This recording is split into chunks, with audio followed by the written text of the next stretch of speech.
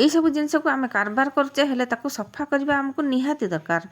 ଆଉ ଯେତେବେଳେ ଆମେ ସଫା କରିବା କଥା ଭାବିବା ତ ଆମକୁ ସେଇ ଜିନିଷଟା ବହୁତ ବୋଝ ଭଳିଆ ଲାଗେ। ତ କେମିତି କରିବା ଆମେ ଚିନ୍ତାରେ ପଡ଼ିଥିବା। ନମସ୍କାର ସାଙ୍ଗମାନେ, ଜୟ ଜଗନ୍ନାଥ।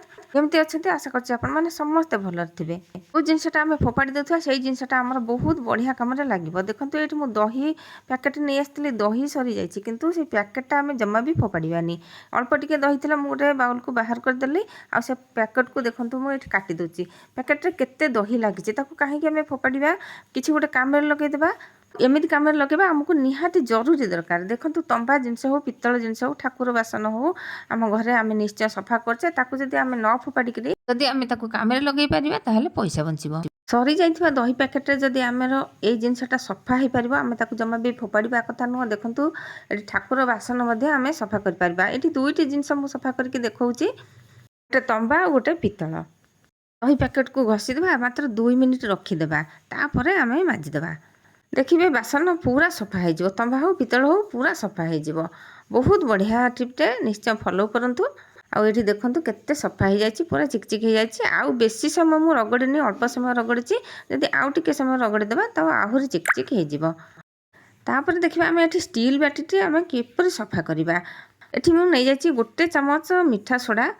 ମିଠା ସୋଡ଼ା ଆମର ବହୁତ କ୍ଲିନିଂରେ କାମ ଦିଏ। ତ ତାପରେ ନେଇଯିବା ଏଠି ଟିକେ ଭିନେଗାର। ଭିନେଗାର ଯଦି ନଥିବ ଲେମ୍ବୁ ମଧ୍ୟ ନେଇଯିବେ। ଲେମ୍ବୁ ବି ଭିନେଗାରର କାମ କରିବ। ଦେଖନ୍ତୁ ଆକୁ ଦେଇକରି ମୁଁ ଭଲ ଭାବରେ ଚାରିଆଡ଼େ ମିଶାଇ ଦେଲି। ତାପରେ ଅଳ୍ପ ଟିକେ ସର୍ଫ ଗୁଣ୍ଡ ପକାଇଲି। ବେଶୀ ଜମା ବି ଦରକାର ନାହିଁ, ଅଳ୍ପ ଟିକେ ସର୍ଫ ଗୁଣ୍ଡ ପକାଇବା ନିହାତି ଦରକାର।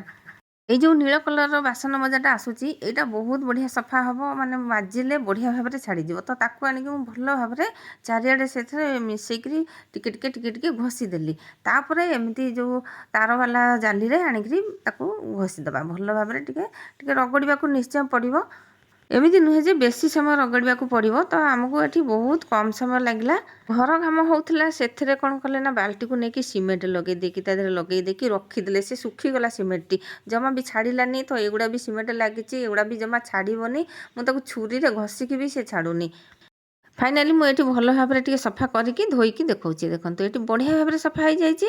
ଷ୍ଟିଲ୍ ବାଲ୍ଟିରେ କେବେ ବି ହାର୍ପିକ୍ ପକାଇବେନି। ତ ଏଇଭଳି ସଫା କରନ୍ତୁ। ଏବେ ଯିବା ଏଇ ପ୍ଲାଷ୍ଟିକ୍ ଜିନିଷଟି କିପରି ସଫା କରିବା। ପ୍ଲାଷ୍ଟିକ୍ ବାଲ୍ଟି ବି ଆମେ ବାଥରୁମ୍ରେ କାରବାର କରୁଛେ, ତା ଦେହରେ ଆମେ କ'ଣ କରିବା, ହାର୍ପିକ୍ ଦେଇଦେବା। ବେଶୀ ହାର୍ପିକ୍ ଜମା ବି ଲାଗିବନି, ଅଧ ଚାମଚର କମ୍ ହାର୍ପିକ୍ ଟିକେ ବୁଲେଇଦେବା, ଚାରିଆଡ଼େ ଟିକେ ଘଷିଦେବା। ତ ସେ ଦେଖିବେ କେତେ ସଫା ହେଇଯିବ, ପୁରା ଧଳା ହେଇଯିବ। କେବଳ ଏଇ ପ୍ଲାଷ୍ଟିକ୍ ଜିନିଷ ସଫା କରିବା ଛଡ଼ା ଆଉ କୌଣସିଥିରେ ଆମେ ହାର୍ପିକ୍ ଦେଇକି ସଫା କରିବାନି। ଷ୍ଟିଲ୍ ହେଉ, ତମ୍ବା ପିତ୍ତଳ ହେଉ, ଯଦି ଆମେ ସେଥିରେ ହାର୍ପିକ୍ ଦେବା ତାହେଲେ ସେଗୁଡ଼ାକ ସବୁ ଖାଇଯିବ, ପୁରା ଫୁଟଫୁଟକା ଭଳିଆ ହେଇଯିବ।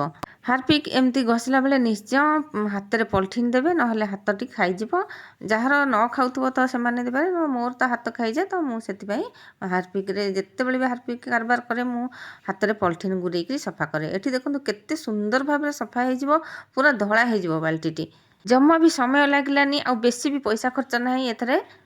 ଯେଉଁ ଜିନିଷଟା ଆମେ କାରବାର କରୁଛେ ସେ ଜିନିଷଟା ଯଦି ସଫା ନ ହେବ ଆମକୁ ଜମା ବି ଭଲ ଲାଗିବନି। ମୋତେ ତ ଖାସ୍ କରି ଜମା ବି ଭଲ ଲାଗେନି। ମୁଁ 8 ଦିନେ ଥରେ ଲେଖା ସଫା କରେ, ମଗ ହେଉ ବାଲ୍ଟି ହେଉ।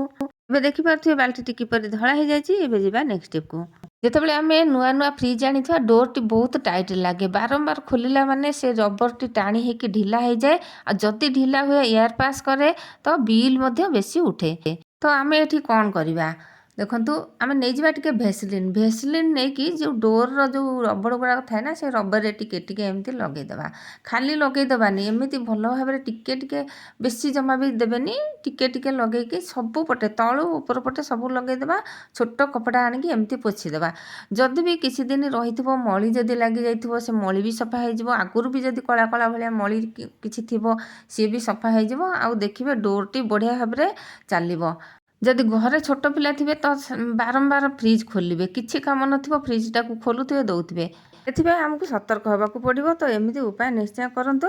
ଫ୍ରିଜ୍ ଡୋର୍ଟି ଯଦି ଖରାପ ହେଇଯାଏ, ଫ୍ରିଜ୍ ଭିତରେ ଆମେ ଯେଉଁ ଜିନିଷଟା ରଖିଥିବା ସେ ଜମା ଶୀଘ୍ର ଥଣ୍ଡା ହୁଏନି। ଆମ ଗୃହିଣୀମାନଙ୍କୁ ହିଁ ଏସବୁ କଥାରେ ନିଶ୍ଚୟ ଧ୍ୟାନ ଦେବାକୁ ପଡ଼ିବ। ତ ସେଥିରେ ଆମର ବହୁତ ଫାଇଦା, ମନି ସେଭିଂ ହେଇପାରିବ, ଟାଇମ୍ ସେଭିଂ ହେଇପାରିବ। ଆଶା କରୁଛି ନିଶ୍ଚୟ ଏ ଟିପ୍ଟି ଫଲୋ କରିବେ। ଯିବା ଏବେ ନେକ୍ସଟ ଟିପ୍କୁ। ବେଳେବେଳେ କ'ଣ ହୁଏ ନା ଚା ପିଇବେ, ଚା ପିଇକିରି କପ୍‌ଟା ରହିଯାଏ। ମାନେ ଧୁଆ ହେଇନଥିବ ସାଙ୍ଗେ ସାଙ୍ଗେ, ସେ କ'ଣ ହୁଏ ନା ଚିହ୍ନ ହେଇଯାଏ। ସେ ଚିହ୍ନଟି ଆମକୁ ଛଡ଼େଇବାକୁ ବହୁତ ସମୟ ଲାଗିଥାଏ। ଆଉ ବେଳେବେଳେ ଛାଡ଼େନି, ବହୁତ ଅସନା ଦେଖାଯାଏ ତା ଭିତରଟା। ତ ଏଠି ମୁଁ କ'ଣ କରୁଛି, କେମିତି ତାକୁ ବହୁତ ଶୀଘ୍ର ଆଉ ବଢ଼ିଆ ଭାବରେ ସଫା କରୁଛି ଦେଖନ୍ତୁ। ନେଇଗଲି ଏଠି ବେକିଂ ପାଉଡ଼ର। ବେକିଂ ସୋଡ଼ା ହଉ ବେକିଂ ପାଉଡ଼ର ହଉ ନିଶ୍ଚୟ ନେଇଯିବେ। ତାପରେ ଏଠି ଟିକେ କୋଲଗେଟ୍ ଲଗେଇଦେବେ। ବଢ଼ିଆ ଭାବରେ ଏମିତି ହାତରେ ଘଷି ଦେଲେ ସେ ସଫା ହେଇଯିବ। ଏଠି ହାତରେ ଏମିତି ଘଷିକି ଦେଖଉଛି, ଆପଣମାନେ ଯେଉଁଥିରେ ମାଜୁଥିବେ ସେଥିରେ ଏମିତି ଟିକେ ଟିକେ ରଗଡ଼ି ଦେଲେ ସେ ଅତି ସହଜରେ ଛାଡ଼ିଯିବ। ନଖ ଜିନିଷକୁ କୋଲଗେଟ୍ ବହୁତ ବଢ଼ିଆ ଭାବରେ ସଫା କରେ। କୋଲଗେଟ୍‌କୁ ଯେଉଁ ବେକିଂ ପାଉଡ଼ର ବହୁତ ବଢ଼ିଆ ସଫା କଲା। ତ ସାଙ୍ଗମାନେ ମୁଁ ଏଠି କହି ରଖୁଛି, ଭିଡ଼ିଓକୁ ଜମା ବି ସ୍କିପ୍ କରନ୍ତୁନି। ଆଗକୁ ବି ବହୁତ ବଢ଼ିଆ ବଢ଼ିଆ କ୍ଲିନିଂ ଅଛି। ଯଦି ଚ୍ୟାନେଲ୍ ସବସ୍କ୍ରାଇବ୍ କରିନାହାନ୍ତି, ନୂଆ ଅଛନ୍ତି, ତାହେଲେ ପ୍ଲିଜ୍ ଶୀଘ୍ର ସବସ୍କ୍ରାଇବ୍ କରିନିଅନ୍ତୁ। ପାଖରେ ଥିବା ବେଲ୍ ବଟନ୍‌ରେ ଦେବେ, ଅଲ୍‌ରେ ମଧ୍ୟ ସିଲେକ୍ଟ କରନ୍ତୁ। ଯାହାଫଳରେ କି ମୁଁ ଆଗକୁ ଯେଉଁ ଭିଡ଼ିଓ ପକାଇବି ଆପଣମାନଙ୍କ ପାଖରେ ସର୍ବପ୍ରଥମେ ପହଞ୍ଚି ପାରିବ। ଏଠି ଦେଖନ୍ତୁ ସାଙ୍ଗମାନେ କେତେ ବଢ଼ିଆ ଭାବରେ ସଫା ଯାଇଛି। ଆଉ ଗୋଟେ ଉପାୟରେ ଦେଖନ୍ତୁ, ଏଠି ଯେତେବେଳେ ଆମେ ସବୁଦିନ ଚାଉଳ ଧୋଉଛେ, ଯେଉଁ ଉଷୁନା ଚାଉଳ ହଉ ଅରୁଆ ଚାଉଳ ହଉ, ଅରୁଆ ଚାଉଳ ବହୁତ ବଢ଼ିଆ ରହିବ। ଯେତେବେଳେ ଆମେ ଚାଉଳ ଧୋଉଛେ, ସେଇ ପାଣିକି ଆମେ ନ ଫୋପାଡ଼ିକି ସେ ଯେଉଁ କପ୍ ଗୁଡ଼ାକ ଏମିତି ବତୁରେଇ ଦେବା, ତାପରେ ଟିକେ ଟିକେ ଘଷି ଦେଲେ ସେମିତି ବହୁତ ବଢ଼ିଆ ଭାବରେ ଛାଡ଼ିପାରିବ। ଆଉ ଏଇସବୁ କାମ ଗୁଡ଼ାକ ଆମର ଡେଲି ଟୁ ଡେଲି ଲାଇଫ୍‌ରେ ଆସେ। ତାକୁ ଆମେ କିପରି ସହଜ କରିବା। ଏଠି ଦେଖନ୍ତୁ ବାଥରୁମ୍ କେମିତି ଅସନା ହେଇଯାଇଛି। ଯଦି ବାଥରୁମ୍ ଟାଇଲ୍ ଗୁଡ଼ାକ ଏମିତି ଅସନା ହେଇଯାଇଥାଏ, ମଳି ଜମି ଯାଇଥାଏ, ଆମେ କ'ଣ କରିବା, ଯେଉଁ ଲେମ୍ବୁ ଆମେ ଚିପୁଡ଼ୁଛନ୍ତି ତାକୁ ଆମେ ନେଇଯିବା। ସେଇ ଚୋପା ଗୁଡ଼ାକ ନେଇଗଲେ ବି ଚଳିବ, ଆଉ ଲେମ୍ବୁ ନେଲେ ବି ଚଳିବ। ତ ତାପରେ ଆମେ ନେଇଯିବା ବେକିଂ ସୋଡ଼ା, ଯେଉଁ ମିଠା ସୋଡ଼ା କହୁଛନ୍ତି, ସେ ମିଠା ସୋଡ଼ାକୁ ଆମେ ନେଇଯିବା, ଲେମ୍ବୁକୁ ନେଇଯିବା, ଏମିତି ଭାବରେ ଘଷିଦେବା। ନାଇଁ ତ ଯେଉଁ କଞ୍ଚା କମଳା ଥାଏ ତାକୁ ନେଲେ ବି ବହୁତ ବଢ଼ିଆ ହେବ। ଖାଲି ଟିକେ ଟିକେ ଏମିତି ଘଷି ଦେଲେ ଯେଉଁ ମଳିଗୁଡ଼ା ଜମିଥିବ, ଟାଇଲ୍ ହଉ, ତଳ ଟାଇଲ୍ ହଉ, କାନ୍ଥ ଟାଇଲ୍ ହଉ, ସବୁ ବଢ଼ିଆ ଭାବରେ ସଫା ହେଇଯିବ। ଆଉ କେତେ ସହଜରେ ସଫା ହେଇଯାଉଛି ଦେଖନ୍ତୁ। ଦଶହରା ଆସିଲାଣି ନା, ଆମକୁ ସବୁ ସଫା କରିବାକୁ ପଡ଼ିବ। ବିଶେଷ କରି ଏଇ ଯେଉଁ ବାଥରୁମ୍‌ରେ ସାବୁନ ଫେଣ ଚିଟିକା ମାରିକି ସେଗୁଡ଼ା ସବୁ ଟିକେ ଉପରେ ଉପରେ ସବୁ ଲାଗି ଯାଇଥାଏ, ଆଉ ସେଗୁଡ଼ା ଶୁଖିକିରି ପୁରା କଳା କଳା ଭଳିଆ ହେଇଯାଇଥାଏ। ତାକୁ ଏମିତି ସଫା କରିଦେଲେ ସେ ଅତି ସହଜରେ, କିଛି ବି କଷ୍ଟ ଲାଗିବନି, ଅଳ୍ପ ସମୟ ଭିତରେ ବି ସଫା ହେଇପାରିବ। ଦେଖନ୍ତୁ ଏଠି ସାଙ୍ଗେ ସାଙ୍ଗେ କେମିତି ଛାଡ଼ିଗଲା। ଏବେ ଯିବା ନେକ୍ସଟ୍ ଟିପ୍‌କୁ। ମୁଁ ଏଇଠି ନେଇଯାଇଛି 2ଟି ଗନ୍ଧ କର୍ପୂର, ଯେଉଁ ନାଥଲିନ୍ ଟାବଲେଟ୍ କହୁଛନ୍ତି ସେଇଟା। ତ ଏମିତି ତାକୁ ଗୁଣ୍ଡ କରିଦେବା, ପୁରା ପାଲିସ୍ ଭଳିଆ ଗୁଣ୍ଡ କରିବା। ଯଦି ଖଣ୍ଡ ଖଣ୍ଡ କରିକି ରଖିବା ନା, ସେ ସେମିତି ମିଳେଇବନି। ତ ତାକୁ ଭଲ ଭାବରେ ପାଲିସ୍ କରିକିରି ଗୁଣ୍ଡ କରିବାର ଅଛି। ତାପରେ ଏଠି ମୁଁ ଲବଙ୍ଗକୁ ଆଗରୁ ବତୁରେଇ ଦେଇଥିଲି, ଘଣ୍ଟାଏ 2 ଘଣ୍ଟା ଆଗରୁ ବତୁରେଇ ଦେବା। ତାପରେ ତାକୁ ଏମିତି ଛେଚି ଦେବା ଭଲ ଭାବରେ।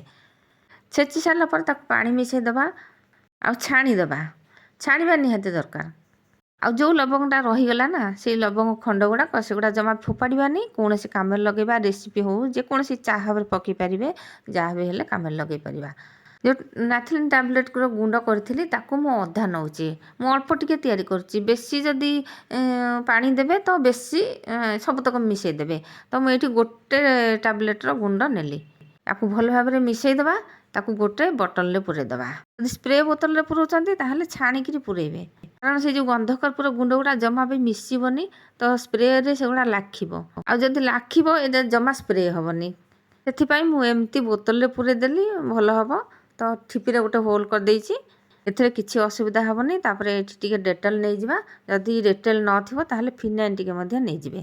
ଆଉ ଏଇ ଜିନିଷଟା ଆମେ ଯଦି ଘର ପୋଛା ମାରିବା, ତ ଆମ ଘରେ ଯେତେ ସବୁ ଜନ୍ଦା ପିମ୍ପୁଡ଼ି ଯେଉଁ କୀଟ ସବୁ ଆସୁଛନ୍ତି, ପଳେଇ ଆସନ୍ତି ନା, ବିଛା ପିଛା ସବୁ ପଳେଇ ଆସନ୍ତି। ଏମାନେ ଜମା ଆସିବାକୁ ଭଲ ପାଇବେନି, କିମ୍ବା ଆସିଲେ ବି ସେମାନେ ପଳେଇଯିବେ। ଆର ବାସ୍ନାରେ ସେମାନେ ଜମା ବି ଘରେ ପଶିବେନି। ଯେଉଁ ଜାଗାରେ ମାଛି ହେଉଥିବେ, ମାଛି ବସୁଥିବେ, ସେଠି ଯଦି ଆମେ ଏଇ ସ୍ପ୍ରେକୁ ଟିକେ ପକାଇଦେବା, ସେ ମାଛିମାନେ ଜମା ବି ଆସିବେନି, ପଳେଇଯିବେ। ତାକୁ ଆମେ କିଛିଟା ତିଆରି କରିଦେବା, ମାସେ 15 ଦିନ ରଖିବା। ଆଉ ଯେତେବେଳେ ଘର ପୋଛିବା ଆକୁ ଟିକେ ପକାଇଦେବା, ପୋଛା ମାରିଦେବା। ଯେଉଁଠି ପୋଛା ମାରିଥିବା ସେ ଜାଗାକୁ ପୋକଜୋକ ଆସିବେନି, ବାସ୍ନା ବି ବଢ଼ିଆ ହେବ। ଭିଡ଼ିଓଟି କେମିତି ଲାଗିଲା ନିଶ୍ଚୟ କମେଣ୍ଟରେ ଜଣାଇବେ। ରହୁଛି, ଜୟ ଜଗନ୍ନାଥ।